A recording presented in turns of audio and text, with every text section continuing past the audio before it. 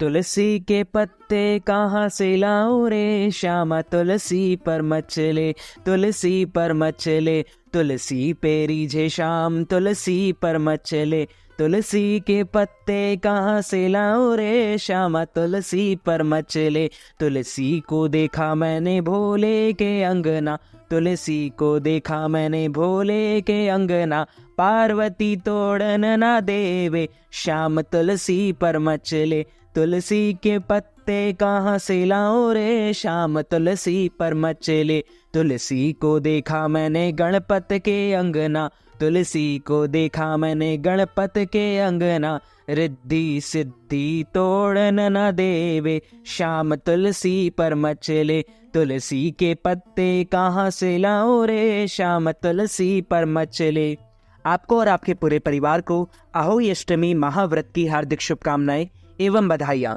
भगवान भोलेनाथ तथा माता पार्वती का आशीर्वाद आप सभी के ऊपर निरंतर बना रहे। इस दिन महिलाएं व्रत रखकर भगवान शंकर माता पार्वती की उपासना कर संतान के उज्जवल भविष्य और वंश में वृद्धि की कामना करती है। अहोई अष्टमी का व्रत 5 नवंबर 2023 रविवार के दिन है। अहोई अष्टमी के दिन माताएं अपने बच्चे की भलाई के लिए उषा काल भोर से लेकर गोधूली बेला यानी सांझ तक उपवास करती हैं। शाम को आकाश में तारों को देखने के बाद व्रत को तोड़ा जाता है। कुछ महिलाएं चंद्रमा के दर्शन के बाद व्रत को तोड़ती है।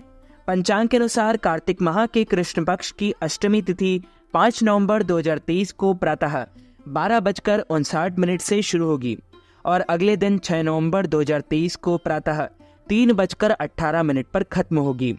अहोई अष्टमी की प्राचीन व्रत कथा के अनुसार प्राचीन काल में किसी नगर में एक साहूकार रहता था। उसके 7 लड़के थे। दीपावली से पहले साहूकार की स्त्री घर की रंगाई के लिए मिट्टी लेने खदान में गई और कुदाल से मिट्टी खोदने लगी। तब गलती से मिट्टी के अंदर मौजूद सिंह का बच्चा उसके हाथों मारा गया। अपने हाथ से मरी हुई हत्या को लेकर साहूकार की पत्नी को बहुत दुख हुआ। वो पश्चाताप करती हुई अपने घर लौट आई।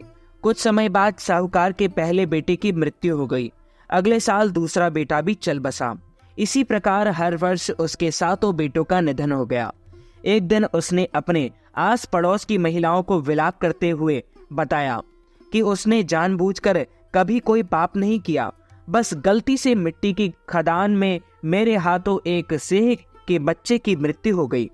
ये सुनकर पड़ोस की वृद्ध औरतें ने साहूकार की पत्नी को कहा कि पश्चाताप से तुम्हारा आधा पाप खत्म हो गया।